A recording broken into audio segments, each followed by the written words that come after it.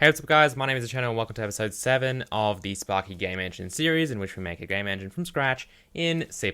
So, today we're going to be exploring a better way to draw things by creating a renderer. So first of all, what is a renderer? Well, let's begin.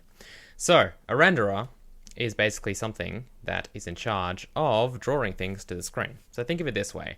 We want to be able to have data, right? We have data in our game. You know, stuff like, I have a rectangle, it's this big, it's located at X, Y, and it has a width and height. For example, that would be an example of having some data, right? So we then want to basically give the data to this thing called a renderer, which will then somehow, based on the numbers we give it, output onto the screen something that visually represents our data. So essentially, if we're like, I want a rectangle at 50-50, which has a width and height of 50-50, then it would draw, say, a rectangle like that on the screen, maybe with a given color as well, for example, right? So that is what a renderer is, essentially. We provide it with data, such as numbers, and it converts that into a visual kind of form that we can see on the screen, okay? So, to create a renderer, we probably need to talk about how renderers work and how awesome they are, and also how kind of variable they are, because we can do a lot of things. We can basically make this renderer in a lot of different ways. So let's begin with how this is actually going to integrate into Sparky. So now that you all know what a renderer is, we can begin. So first up, we'll probably have a class called renderer. And a renderer will just be a class that we have in our game that has certain properties that that every single renderer would have, right? So this is almost like it's like an interface, okay? It's kind of like just it's like an outline of what a renderer should do. So for example, a renderer will have, like, say, a submit method, which will be used to give it the data that we talked about over here, right? This thing will be submit. And then we should probably have something like flush, which will do this part, okay? Which will basically draw all of our stuff onto the actual screen.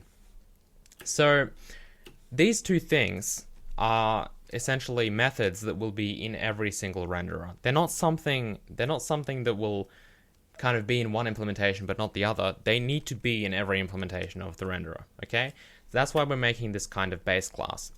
Now, how we handle submit and how we handle flush, so whether we submit things by just adding them to some kind of queue and then that's it, right? Or maybe we want to draw them straight away as soon as they're submitted, you know? Or maybe we want to, in flush, we want to go through this queue, render everything, or maybe if we did it immediately, we don't even have to really do anything in flush, right? There are all these different implementations of renderers that will actually handle these things. So again, as I said, one method or one implementation might be to have this queue.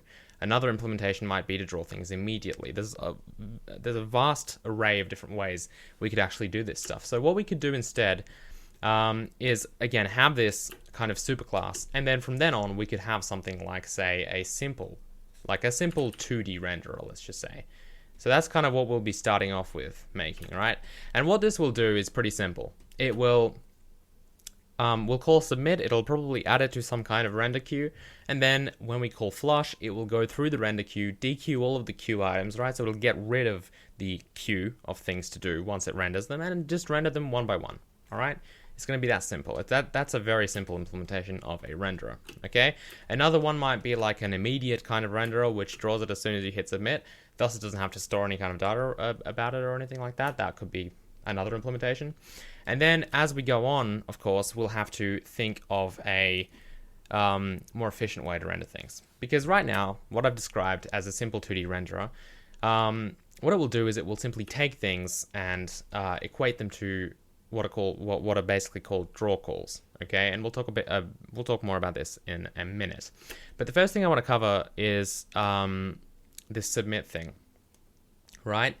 What does it take? Like, when we submit something, we need to specify what we're submitting, right? So what kind of data, what format is this submission data going to be in?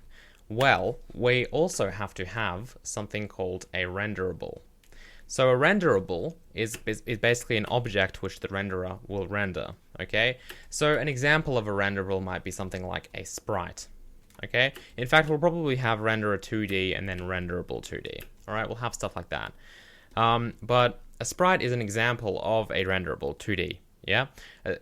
A renderable 2D will probably have something like a position, so X, Y, right? So we'll have a position, it might have a size, and it might have a color, and it might have like a text ID or, you know, a bunch of texture coordinates, whatever, right? It'll have all of that stuff that we need to actually draw this 2D thing onto the screen. So the position might be like a vec3, probably, even though it's 2D, right? So in this case, the Z value, since it is 2D and it doesn't technically have a Z, the Z will just control the render order. So whether or not something will be in front or behind one, right? So if this has like a Z of 2 and this has a Z of 1, it will render this one first and then that one, right? I meant the other way around. But the point is, we can just give OpenGL Z numbers even for kind of things in orthographic projections, obviously, and it'll basically use that as the depth buffer and figure out what things are in front of what other things, right? So pretty cool. But anyway, we'll have stuff like that. Size will probably be a vec2, color might be a vec4. You know, we've got all these different attributes that we give to our renderables, so that when we actually submit a renderable to this and it adds it to, say, the queue, when we call flush, it will go through the queue and it will take all this data and it'll convert it into some kind of OpenGL buffer and submit it and render it, and everything will be just the best. So that is the basic overview. Now let's talk about some more technical things that we need to accomplish this. First of all, if we are doing it this way, where basically we submit a renderable, I'm going to call renderables from now on, I'm just going to call them sprites, okay? In our game, we'll still have a renderable 2D as an actual superclass of sprite, but I'm just going to call them sprites in this demonstration. So when we submit, say, a sprite, and then it renders it, we need to basically construct a buffer with all of this data so that OpenGL can render it, okay? Furthermore, when we submit things to the queue and when we flush them, what will basically happen is the flush will literally just be a for all of our queue stuff. It'll simply be like a for loop with all of our queue stuff. And then what it will do is, what am I doing? What it will do is it'll go through all of this stuff and construct some kind of buffer out of it, okay, or at least that's what it does right now. And basically there'll be a draw call in here. So we might do something like GL draw arrays or draw elements or something like that, yeah, which is a draw call, right? So we have something like that in this for loop. So what happens then is, because this will happen for each of the sprites in our queue, is the system we have set up right now is that one sprite equals one draw call, right? That is the ratio. It's a 1-to-1 ratio between sprites and draw calls. That is not the best idea when you have a lot of sprites you want to draw, okay? If our target, I mentioned in like the first episode in the planning one, was we want to hit 50,000 sprites on the screen at once, right? If we have one draw call per sprite, there's no way that's going to happen, okay? So we actually want to probably be a bit smarter about how we do this and pack them in into one buffer and then just have like one draw call or maybe a couple draw calls or something like that. But the idea is we don't want to have a 1-to-1 draw call eventually, but we'll do it this way first because it's much simpler and it'll get something on the screen, and it's probably nice to have this kind of renderer anyway, right? And then eventually we'll have a different implementation of renderer 2D, which will actually basically pack all of these sprites into one buffer and then render them or something like that, right? So we'll have multiple implementations is what I'm saying. But anyway, for this simple 2D renderer to work, we definitely do not want to be constructing buffers every single frame. Okay, that's going to be even slower than 1-to-1 draw calls, right? We don't want to be doing that. So what we do want to do is we kind of want these renderable 2Ds, or at least this sprite, right? We might even call it simple sprite or something like that. And what a simple sprite will have, or what this renderable 2D will have, is essentially it should have already built up a vertex buffer, which has all of our vertices in it, which are going to be calculated from the positions and the size. It should have an index buffer, which is probably going to be the same for every sprite, so we might make that static or something, right? But these are all the indices that we'll render, and I'll explain these two things in a minute. And then it might have like a buffer full of colors. We might have a color buffer, right? We might have a bunch of stuff. We're probably not going to focus too much on that stuff today, but we'll have, texture buffers, whatever. We'll have a bunch of buffers. But what I'm saying is, instead of calculating and creating these vertex buffers, like creating a new one every frame here, which will be very slow, what we can do instead is when we actually create a new sprite, we can go ahead and say, let's at the actual construction of the sprite, let's create these objects based on how we make the sprite. So for example, its position and its size, so all of that stuff. So for example, if we're creating a sprite that we want to have at 8, 10 x and y with a size of 5, 5, right? So it's just a square, for example. We probably want to do something like create a buffer full of vertices based on the size, right? Not this. So we'll have something like this vertex buffer will just be a buffer of, or it'll be an array of GL floats, okay? Which will basically just be, something like 0, 0, maybe 0, 5, 5, 5, 5, 5, 0. I don't know, I'm just making stuff up, right? It'll be something like that, which has the width and height. We probably want to set up some kind of model matrix, okay? So we'll have a model matrix that, right?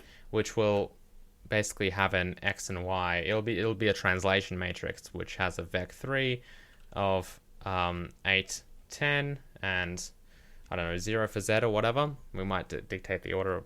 We might take in a z for this, right, or something like that. Yeah, and then what we do is when we want to draw this, instead of creating the buffer, we take the already existing buffer and use it to draw our element. So we bind it.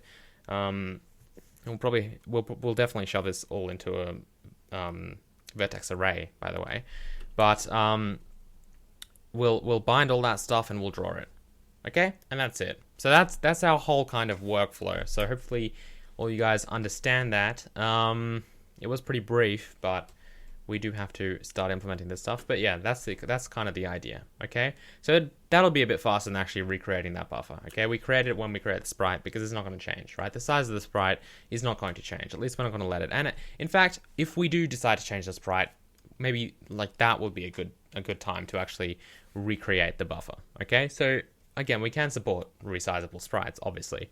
Or maybe they'll change shape as well. They'll go from like a square to a rectangle. That's totally okay. It's just that we'll make it at set size or whatever. It will actually read its buffer, but we definitely don't need to do it every frame.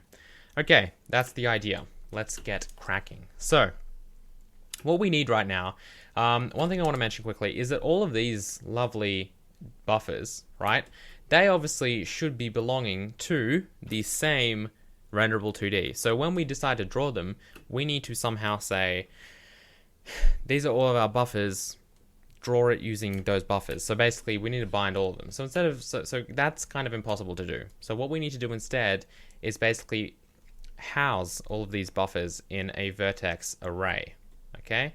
And a vertex array is, basically just a bunch of buffers in one array, right? So what happens eventually is that all this buffer data that we have, so this is an example. So this vertex array, for example, this vertex buffer will basically just contain this stuff, right? And a buffer is basically just an array. Yeah, a buffer is kind of defined as a temporary, like a temporary location to store stuff, right? Temporary memory location. But really just think of it as an array, right? Because that's basically what it is. We write to the buffer, and then that buffer gets sent to the graphics card. So what happens is all of our vertices, such as all of this stuff, gets sent to our shaders. All right, and then our shaders will have inputs for, say, the position, the color, the texture coordinates, whatever. It has all these things. It's sent to them via attributes, essentially. So shader attributes are pieces of data that get sent in per vertex, so per this thing. So each of these would be an example of an attribute because it gets sent in from the CPU to the GPU per vertex, whereas something you probably would have heard called a uniform happens per like actual draw call. So it doesn't happen per vertex, it happens per primitive essentially. We can't set them in between vertices, whereas we can for attributes, and that's kind of important because we want to, the vertex shader, for example, happens for each vertex, so we kind of need to transmit each vertex separately. But the idea is that these shaders accept all this data, and then they will output a color based on these like locations, for example. All right, so if I'm like I want a triangle between these 3 points, then the fragment shader will then construct, or the fragment shader, once it rasterizes everything, will just basically set this color to whatever we specify it to do. So the idea is we give our shaders this information, and then whatever we do in the shaders dictates what actually gets done with this information. But all of these things are just ways to basically call the shaders, okay? So that is a huge workflow of how all of this is going to work. Let's jump in and actually make it work now. So the first thing we're going to do is, under graphics, I'm going to make a new folder called buffers. Okay, so this is basically what's going to contain all of our different kinds of buffers that we've kind of done. Okay, so first I'm going to create a vertex buffer. So I think one thing that I really want to mention is that a vertex buffer, I say as I type array, a vertex buffer does not actually have to have vertices. I'm just calling it a vertex buffer because I don't really want to call it a buffer, but it, you know what, I'm going to go ahead and probably call it a buffer because really that would probably be the best way to go about things. So buffer is the new name for this. So we'll also make a CPP file. Buffers are commonly used with vertices. Like, well, I say commonly because you can't really have colors without vertices, but you can have vertices without colors, right? So usually a vertex buffer is the minimum requirement to actually draw something on the screen. So anyway, let's pragma once this. So this buffer is going to basically contain all of the stuff we need to actually convert an input array, just a normal array, into an OpenGL buffer. Okay, that's all it does. So let's make sure that we put it into our glorious namespace. So it'll still be in the graphics, right? Because it's an OpenGL buffer. And then I think we can probably just go ahead and let's see. So we'll need OpenGL for this. So we'll probably just include GL and then glue. Okay. So this buffer will have it'll have let's see.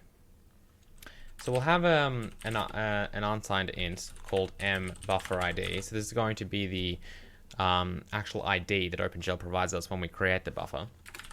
And then I think we'll also probably have something called a component count. So when we actually set up our shaders and we set up our vertex array to actually transmit these buffers to the shaders, it's a good idea to know how many components are in this buffer. What I mean by that is basically whether we have vec3s or vec2s or vec4s. So since this will be just an array of floats, such as 2.0f, I don't know, 2.0f, 3.0f, blah, blah, blah, right?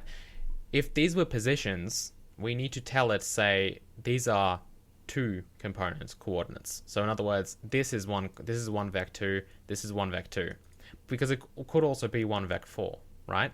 So we want to somehow, we basically want to have a component count so that we can tell the vertex attribute pointer to basically how this data should be interpreted, okay? So when we set this up, we want to have a vertex buffer which takes in our data just as a GL float, okay? We'll have a count. We obviously need to have a count for how basically what is in this array, how many elements are in that array. Yeah, that's it. So then we'll just have the component count, and I think that's probably it. Okay, we should also have void enable and void disable. Okay, and then this will just, I'll just call it bind and unbind, I think. So this will bind and unbind the array, and I've called it vertex buffer. this will bind and unbind the buffer. Okay, cool. So anyway, that's our basic class setup. Let's copy these into here. And we will implement all this stuff. So let's just copy this stuff. Okay, so we'll go ahead and we'll set, okay, so the data, we're actually going to do something with the data, so we don't really need to copy that. Let's make sure we have our thing out front here. Yeah, so data will actually be passed in, but stuff like count, really the only thing we need to do, the only field we need to set is m component count. We'll set that equal to component count. All right, cool. So GL gen buffers is the beginning of this. So we want to generate one buffer, and we want to basically set its ID to buffer ID, right? We then want to bind the buffer. So it'll be a GL array buffer, okay? So, all right, so GL array buffer just means that it is essentially, this buffer is literally just an array of data, okay? And then we'll go ahead and actually specify what our data is for the buffer. So GL array buffer. Next we need to specify the size, I believe. So that'll be count times, so it's the size in bytes, by the way, not in actual like floats, for example. So if it is, if our data is floats, which they are, we should multiply the count by the size of each float, because that'll give us the size in bytes. Next up, we have the actual data, okay, so we can just give the data. And then finally, we have the usage. So for now, we'll just use GL static draw, because we don't intend to actually change the data or anything like that. So there we go. So now that that's done, let's unbind it. So if we bind buffer 0, obviously that will just unbind everything. Let's go ahead and implement bind and whatnot.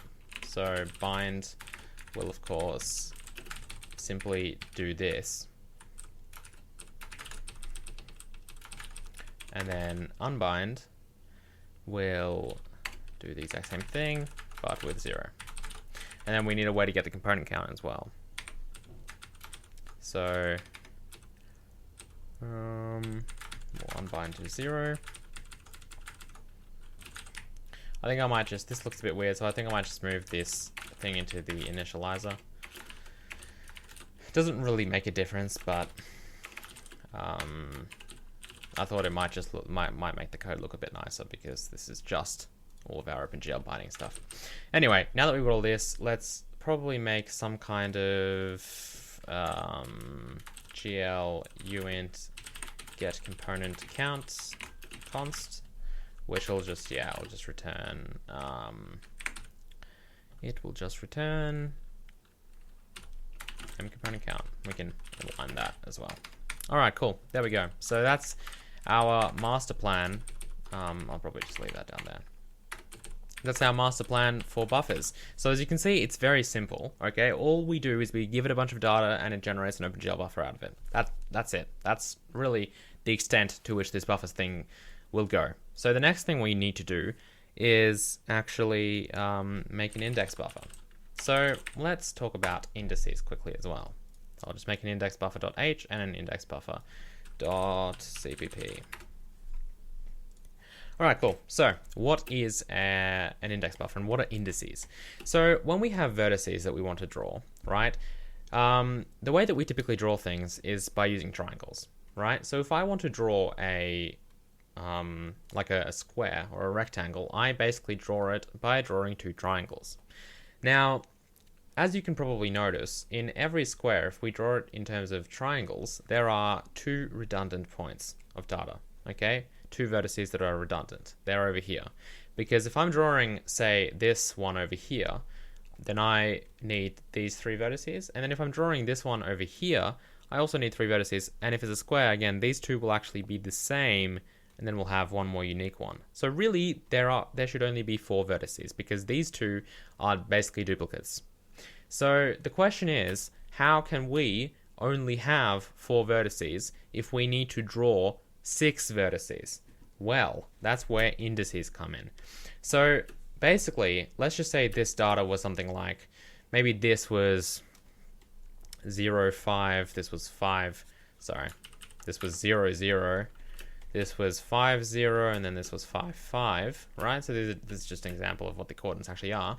Instead of having 0, 0, and 5, 5 written twice, we can actually just have a bunch of indices. So indices are basically, I guess,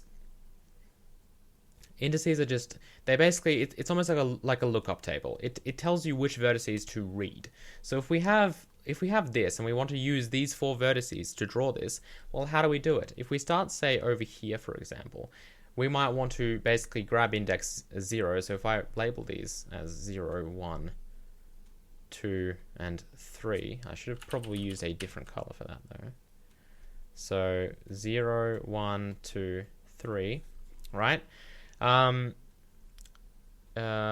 so if I want to basically draw this, I might want to take index 0, then I probably want to take number 1, and then I might want to take 2. So so that's using 0, 1, and 2, which will draw this triangle, right? And then I have to draw the other triangle, so I can probably just, so I want to take the same points, I could probably just go 2, 3, 0, right?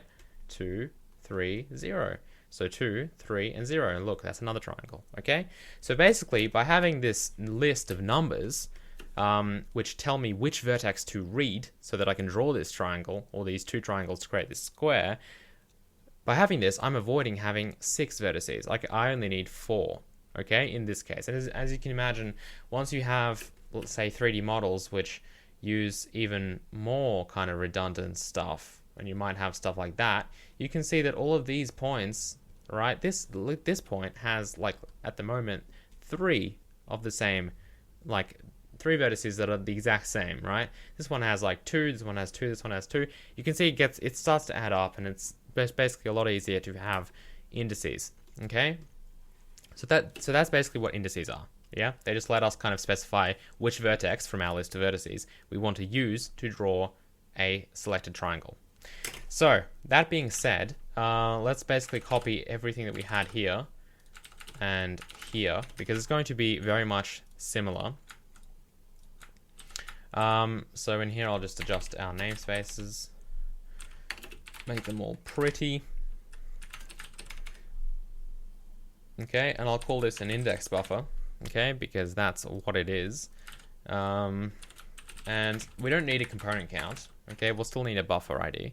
What we do need, though, actually, instead of a component count, is just a count, okay, because we need to know how many indices there are, since we need to pass that into our draw call so that it can actually draw it. So we'll talk about that in a minute as well. So get count, which will just return count.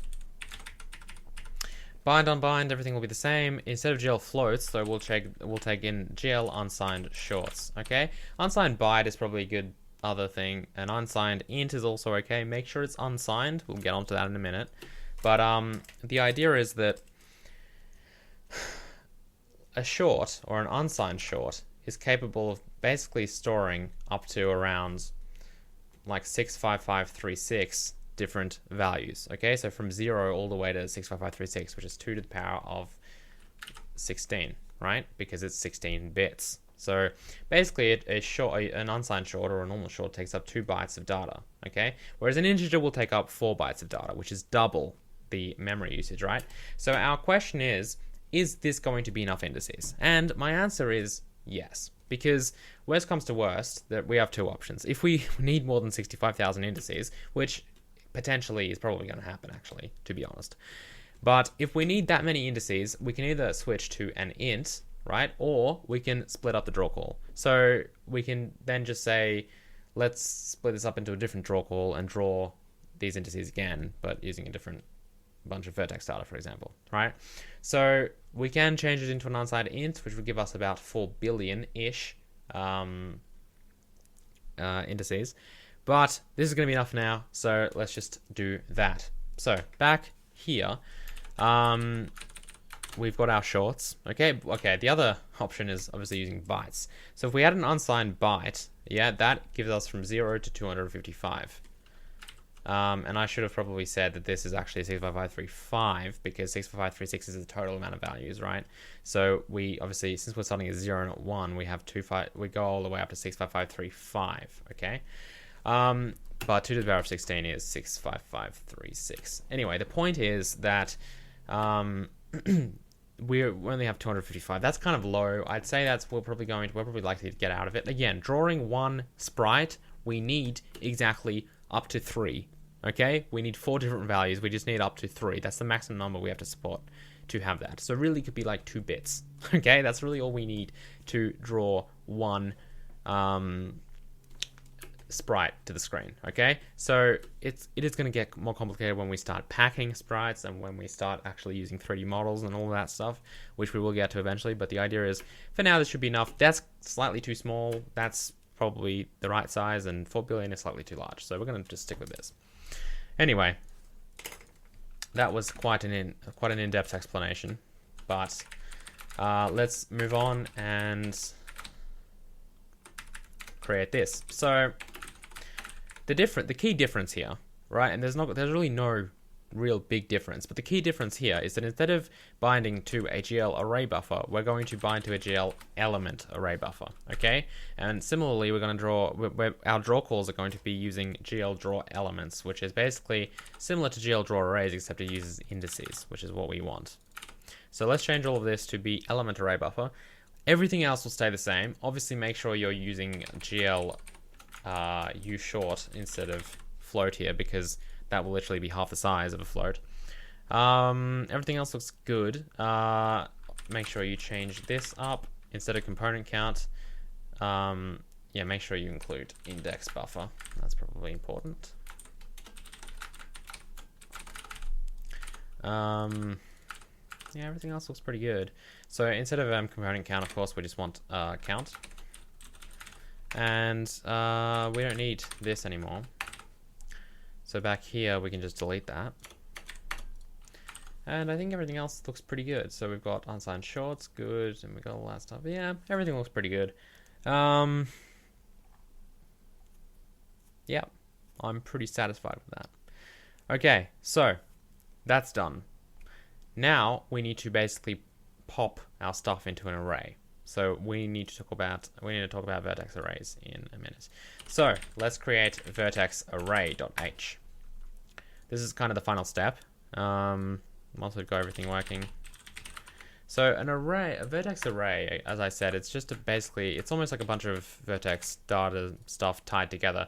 But the reason it's important to have an array, right now we've only got one buffer, or at least, well, we could make a lot of them, obviously, and we will in a minute. Actually, we'll probably make one for color as well. Why not? But we'll have what we have right now is we've got a bunch of vertices, and we kind of only have one buffer. Yeah. So why do we need to enclose this in a vertex array? That's kind of a question that you guys might have. Well, we need to transmit this data to the graphics card, right? We need to basically hand off all these buffers onto our shader. That's our end goal. That's why we're creating these buffers, so that our shaders get access to this data from the CPU. So to do that, right, we need to use what are called vertex attribute pointers. Now, these vertex attribute pointers are bound to a certain vertex array. Okay, so if we don't actually create an array, they'll just be in kind of global space, and it means every single buffer will assume that the exact same shaders are used, in the sense that when we specify, and you'll obviously see in a minute when we start to use these vertex attribute pointers, but the idea is we want to only modify vertex attribute pointers for our array, not everyone's array, because when we get onto more complex things and when we want different kind of shaders to draw different things, a good example would be drawing a 3D model versus text on our screen. We don't want to have the same vertex attribute pointers, okay? We don't need normals and lighting positions for our text, right? So if we don't use vertex arrays to enclose this, we're kind of forcing that upon ourselves. So vertex arrays are going to be much more complicated than all the other stuff, by the way. So vertex arrays, so the other buffers were just simple arrays, like they're simple arrays. And ironically, a vertex array is not really an array. Well, it's an array of buffers. Think of it that way, right? So we'll start off with pragma once. We will grab this include as well.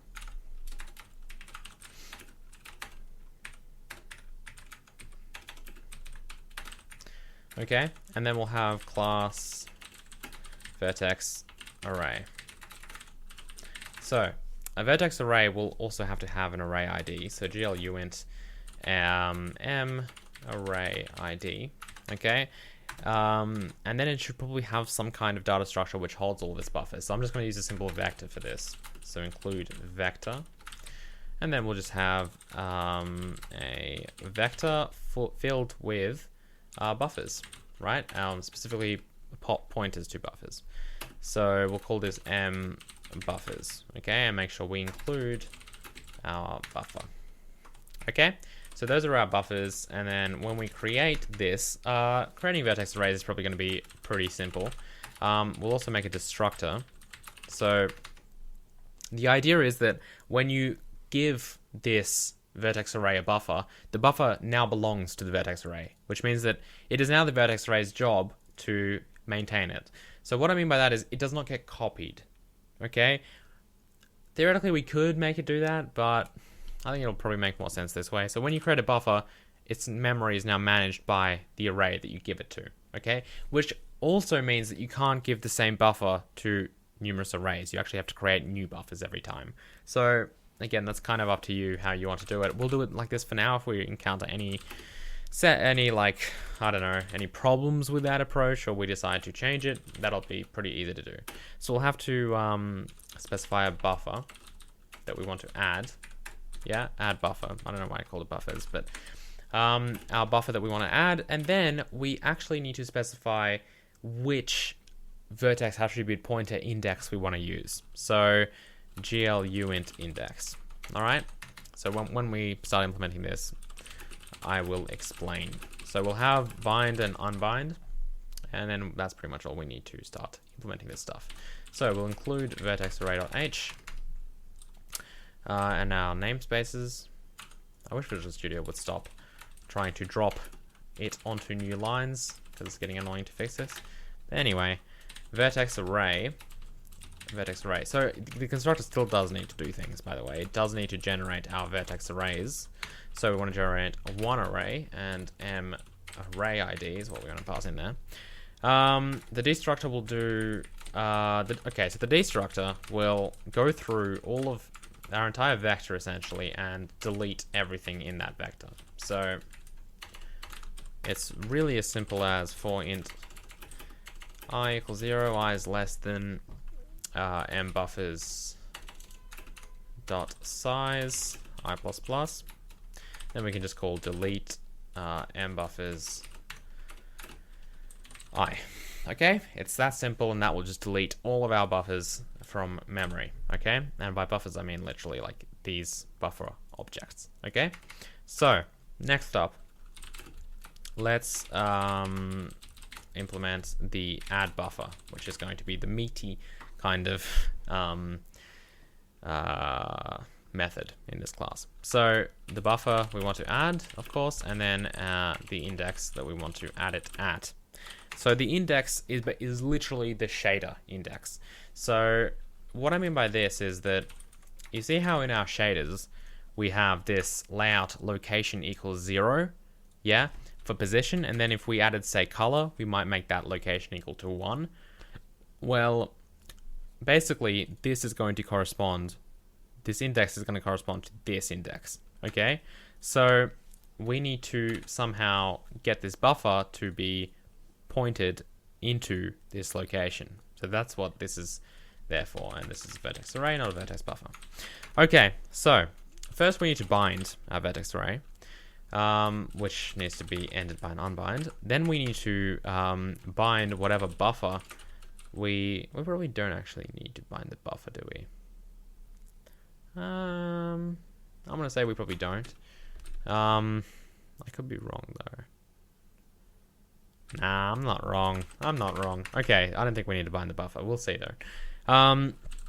We will enable the vertex attribute array, okay, and then this array will be at the index, okay, so this enables this attribute array, and now we want to actually point it. We basically want to point the buffer. Oh, we do have to enable the buffer, obviously, otherwise it doesn't know what buffer to point where. I am wrong. So buffer binds, buffer unbind. Okay, so basically we specify a buffer by binding it, right? And it will now take this buffer and bind it to this shader index, essentially, right?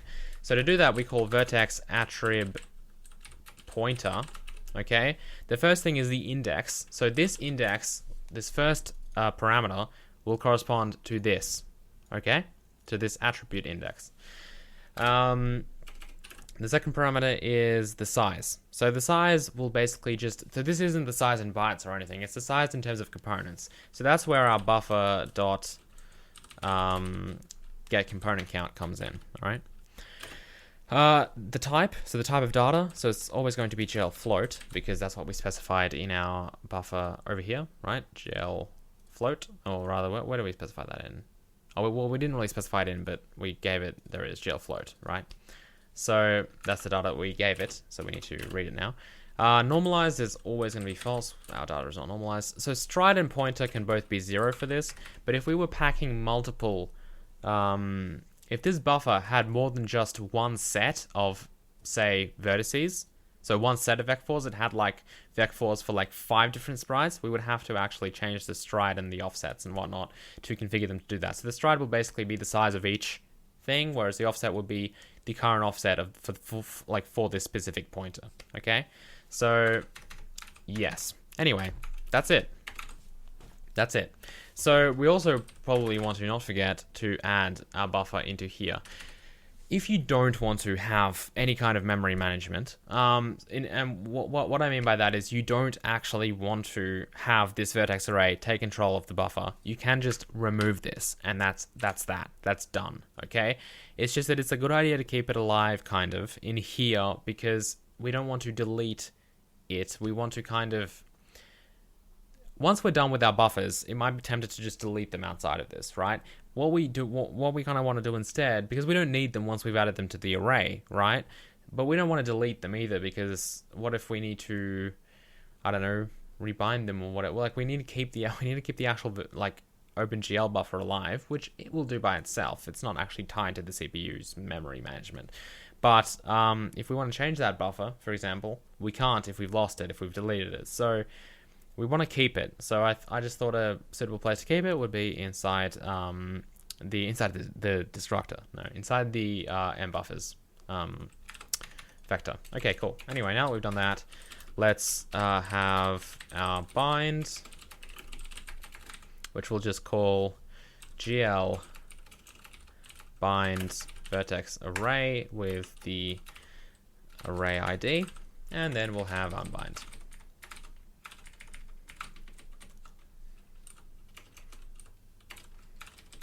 All right, cool. So anyway, that's pretty much it. So we're now ready to actually test this. It's done to the point that we have a vertex array. We've got the ability to create index buffers and vertex buffers, or just normal buffers really, but we can fill them with vertices. We can pass them into the vertex array and then we can draw that, okay? So let's go ahead and try that. So right now we're drawing things, right now if we run our game, we're just basically drawing, things using just this simple GL draw arrays, right? And we're drawing a bunch of these vertices. So, and we're doing all this OpenGL stuff in here, right? So let's go ahead and include source/graphics/buffers/buffer and index buffer and vertex array, okay? And then all of this stuff, I'm just going to go ahead and say if 0. So basically I'm disabling all this code from even being compiled because I don't want that, and I'll minimize this. So it's an inactive preprocessor block, won't actually get compiled. I'll do the same here, but with an else probably. In fact, I'll do the else for the other thing as well. So, yeah, so I might as well just say else. Okay, and then we'll do our else stuff here. So this is going to be our system. This is the old system where we have to do everything by ourselves. This is the new system using these objects that we just created. So let's go ahead and create a vertex array. So I'll just call this VAO, right? Vertex array object. We'll create a vertex buffer. Sorry, it's just a buffer. So we'll create a buffer called VBO, so Vertex Buffer Object, because it'll be full of vertices. We'll go ahead and okay, so it wants we might as well create it on the heap, I guess. So it wants a bunch of floats. So it basically wants these, right? So let's copy these vertices, paste them in here. Remember, we're using indices, so we don't need to duplicate it. So if we look through this, you can see this is exactly the same as is this and as is this and that. So we don't need this and we don't need that. Okay, so now we have 0, 0, which is the bottom. Then we're going anti-clockwise here to 8, 0, right? Then we're going up to 0, 3, which is wrong because we really need to do that. And then that looks good. So what order did I draw it in here? Let's just kind of copy this order. So we had 0 being this way, and then we went up. So we drew it clockwise, basically. So let's just change it to use clockwise. Doesn't really matter. Once we do enable culling, though, for OpenGL, we do need to remember to set we need to remember to set it to clockwise, otherwise it will cull. Otherwise it'll assume this is a backface. Anyway, that is later. Cool. So that looks pretty good. Those are our vertices now. Let's define our indices, which are unsigned shorts. So indices equals all of this cool stuff. So in our indices, again, we'll just have 0, 1, 2. So we'll draw this one, this one, this one. So 1, 2, 3, and then so 0, 1, 2, 0, 1, 2, and then 2, 3, 0. That looks okay. That sounds good. 2, 3, 0. Okay, done. There we go. So we've got our index buffer and our vertex buffer object. So in our vertex buffer, we'll specify these vertices. The size. So the size that we specify here, obviously, since we are multiplying it by the size of GL float, really just needs to be the size of this. So it looks like we've got 4 of them, and they are 3 components each. So I'll just go 4 times 3. And then the component count is 3, because they're kind of vec 3s, right? Okay, cool. We could probably get our buffers in the future, by the way, to take in actual vec 3s, so that we could just specify 4 vec 3s instead of having to do this way. Not that this is bad or anything, but we just could do that, right? And then finally we'll make an index buffer as well. So index buffer IBO, index buffer object. We'll take in our indices, and there's 6 of them. So there we go. Cool, done. So now we need to add that VBO into our VAO. So VBO at index 0. Okay, because we want it to be this location equals 0. Okay, cool. So back in main. Everything's looking pretty good, I think. So, okay, so let's just try drawing it now. Back in here, we'll go ahead and copy. So instead of GL draw arrays, we'll be using GL draw elements, okay? We want to draw them still as triangles, okay? The next thing is the count. So there's 6 of them, but we don't want to obviously write 6. We want to go our index buffer. So our IBO dot get count. Obviously, we need to bind these things in a minute as well. The type will be GL unsigned short, and then the indices will be... okay, so we can just say 0, because we're binding our indices, right? We don't actually need to put them in as data here. So let's bind our VAO, so VAO.bind. Once we've done that, we want to bind our IBO, and at the end, let's just unbind it. To be nice. There we go. We could just leave it bound, obviously, but there we go. So we bind our vertex array object and our index buffer object and all this stuff, and it honestly should basically work the exact same way. So if we launch this now, hopefully we get the exact same result. Okay, there we go. So, but now it's using our new system. Okay, so pretty cool. Now, what was I going to do? Yeah, this should work for multiple things as well. So we'll add color and stuff in a minute. But if I, for example, into this vertex array, let's just say I don't know. What's a good test to do? I don't know. We could draw 2 of these by just simply having true draw elements, but then we could set, say the model matrix, which is over here. We'll set one of them to this one and one of them to this one. So 4, 3, and maybe 0, 0. So we're drawing the same thing twice now. There it is. One's there, one's there. Pretty cool stuff. Okay, anyway, let's go ahead and try to give these things different colors by using a color buffer. So if we make a GL float filled with colors, so I'll call this colors. So we'll say maybe, okay, well, I don't know. Well, let's just go ahead and say, we'll make the first one pink. Alpha as well. So we need to do this per vertex, by the way, which is why I've got it 4 times. So this will be colors A and colors B. And then the second one we'll just make like that old clear color that we had, which was like 0.2F, 0.3F, 0.8F. Alright, cool. So now we've got 2 different colors. Let's go ahead and create so we've got our VAO. Let's just say like sprite 1, sprite 2. Okay. And then we'll have this buffer. So we can't, unfortunately, just hit up VAO.addBuffer. Like we can't just go sprite1.addBuffer and then sprite2.addBuffer, because remember this, it's the same buffer and it will explode, because when we close this application, a VAO will get destructed. The sprite 1 and whatever will get destructed. It'll try to delete the same memory twice because it is the same memory. So what we need to do instead is probably recreate it again. So I'll just go ahead and do this instead. We don't really need this here. Okay, the IBO we can keep the same, right? We don't need to have 2 different IBOs. We do need to have 2 different ones of this, and then we can have another buffer, okay, which is going to be our color buffer. So this will take in our colors A, okay? What is it? It's 4 times 4, okay? What's 3 again? The number of components, right? 4. And then over here, we'll have it at index 1. So that's us setting up sprite 1. That's us setting up sprite 2, colors B. Otherwise, it's exactly the same, right? So now over here, we're still drawing it twice and whatnot. Let's go ahead and well, it'll be a bit different than drawing it twice, obviously, because we want to change this stuff.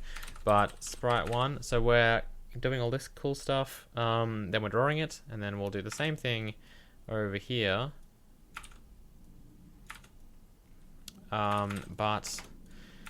So we're binding sprite 2 now. We need to rebind the IBO, because remember the IBO gets bound into the VAO, so that's kind of important. If unfortunately you can't just bind it once for both of these VAOs, because it needs to get bound when the appropriate VAO is actually bound. And by VAO I mean vertex array object. Okay, anyway, we've got this stuff here. Everything's good. So really all we need to do now is actually get the shader to accept these colors that we're giving it, that we're forcing upon it. So in here, I'm going to duplicate this, set it to 1, right? And I'm setting it to 1 because I set this thing here to 1, okay, for our colors. So we'll set this to 1, we'll call this colors. It'll still be vec4, right? I guess I'll just call it 1 color because it is. Let's go ahead and quickly create some kind of struct thing for this. So we'll go ahead and say out data, okay? And then we'll call it something along the lines of vs out, vertex shader out. And then I'll just move this stuff into it just so that we can have duplicate names, kind of, you'll see. So we don't need this anymore. So vec4 position, so this will be I'll just call this position, and then we'll have vec4 color, okay? And then over here, I'll set vs out.position equal to that. And then, yeah, I'll also set vs out.color equal to color, okay, which is out here. So we need another one of these. Data is the name that it uses to communicate. So in here, we need an in data, okay? Everything else is the same. We'll call this fsin, fragment shader in.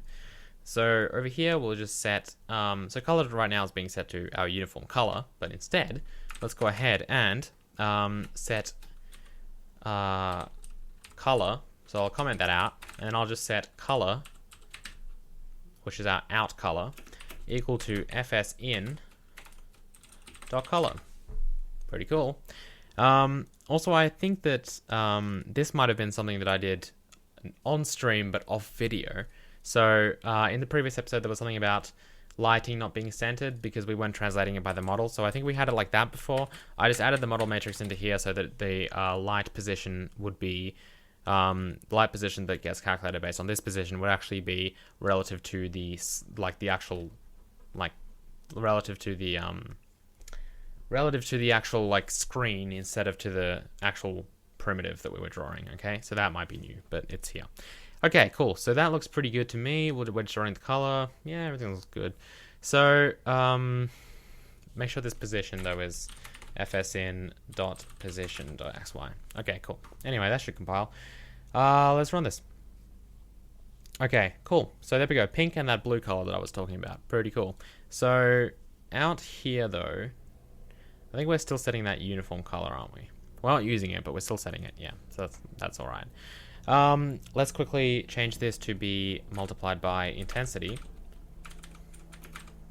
So if we go back to that old color, we should see, yeah, that. And then if we go to this new color, we should now see that one of them being pink and stuff. Yeah, pretty cool stuff. All right, cool. So there we go. Any questions? Leave them in the comments below. Everything else looks good. There wasn't anything else I wanted to cover. Yes, one more thing I actually want to talk about is if we were to get an error, for example, what would happen? So GL unsigned short is what we're using right now. What if we accidentally use GL short or something? What happens? Does everything just work? Well, no, it doesn't draw at all. And there aren't really any visible problems.